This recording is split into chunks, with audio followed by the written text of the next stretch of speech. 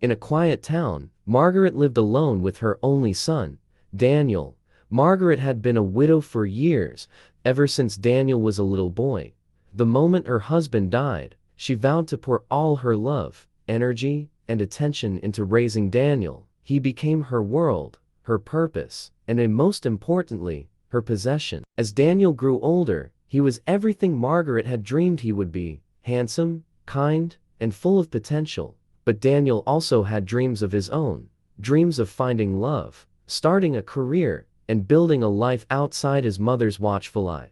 Margaret had other ideas. She couldn't bear the thought of losing Daniel to another woman, someone who would steal his attention, love, and loyalty away from her. But she knew she couldn't openly forbid him from dating; that would only drive him away. So Margaret devised a subtle plan. She would keep Daniel close by making sure he was undesirable to anyone else. The way she did it? Through food. Margaret began to cook for Daniel like never before. Every day, the kitchen was filled with the mouth-watering smells of home-cooked meals: buttery mashed potatoes, cheesy casseroles, fried chicken, and his favorite desserts. She would wake up early to make him pancakes dripping with syrup and bacon cooked to a perfect crisp. At dinner, there was always a feast waiting on the table. More food than any two people could eat. "Eat up, Danny," Margaret would say, piling his plate high.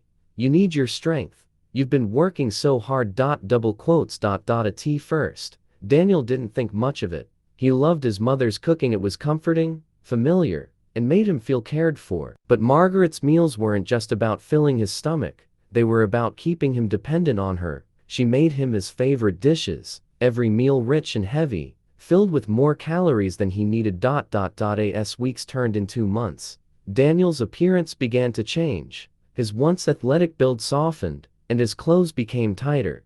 He felt sluggish and tired more often, and he started skipping his usual runs around the neighborhood. Margaret noticed the changes but pretended not to. Instead, she continued to serve him larger and larger portions, always insisting on seconds, then thirds. Daniel was aware of what was happening to him. He saw the weight gain every time he looked in the mirror, but his mother's constant attention and affection dulled his motivation to change. Every time he brought up the idea of going on a diet or hitting the gym, Margaret would deflect. "You're perfect just the way you are, Danny," she would say, patting his shoulder.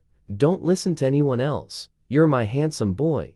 One day, Daniel met a girl named Emily at the local bookstore. She was bright, funny, and full of life, the kind of person who made Daniel feel seen in a way he hadn't felt in years. They exchanged numbers and started meeting up at a coffee shop.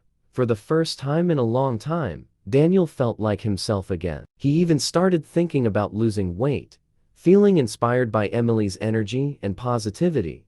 When Margaret found out about Emily, her reaction was hidden behind a strained smile. "Oh, you're seeing someone," she said, her voice tight. "That's nice, Danny. I hope she knows how special you are." But the next day, Margaret prepared a feast unlike any other. A rich, cheesy lasagna, garlic bread dripping with butter, and a chocolate cake with layers so thick they could barely stand. "Eat, Danny. You've been working so hard. You need to keep your strength up," Margaret insisted, placing a heaping plate in front of him.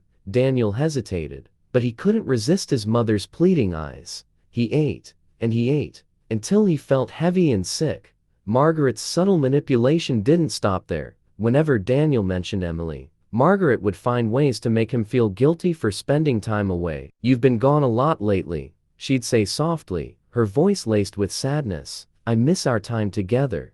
You're all I have, you know." Slowly, but surely, Margaret's tactics began to work.